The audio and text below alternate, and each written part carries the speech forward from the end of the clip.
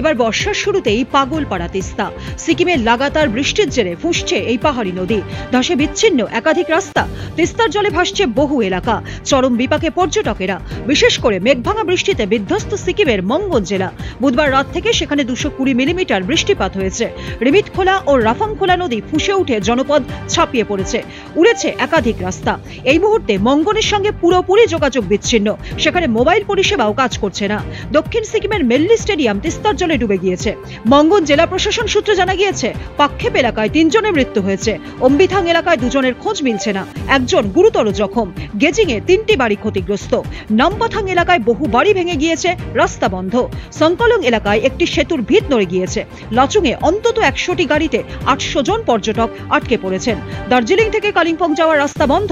তিস্তা বাজার হয়ে পেশক বাজার, লামাহাটা, জোর বাংলা হয়ে দার্জিলিংয়ে যাওয়ার রাস্তার উপর দিয়ে বইছে তিস্তার জল। পরিস্থিতি যা, তাতে যে কোনো সময় বড় বিপর্যয় ঘটতে পারে। উল্লেখ্য, উত্তরবঙ্গে কয়েকদিন ধরে প্রবল বৃষ্টি ও দুর্যোগ চলছে। ভারী থেকে অতি ভারী বৃষ্টির পূর্বাভাস দিয়েছে আলিপুর আবহাওয়া দপ্তর।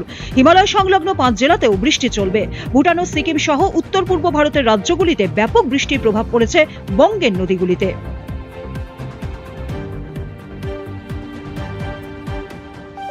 ব্যুরো রিপোর্ট, উত্তরবঙ্গ সংবাদ।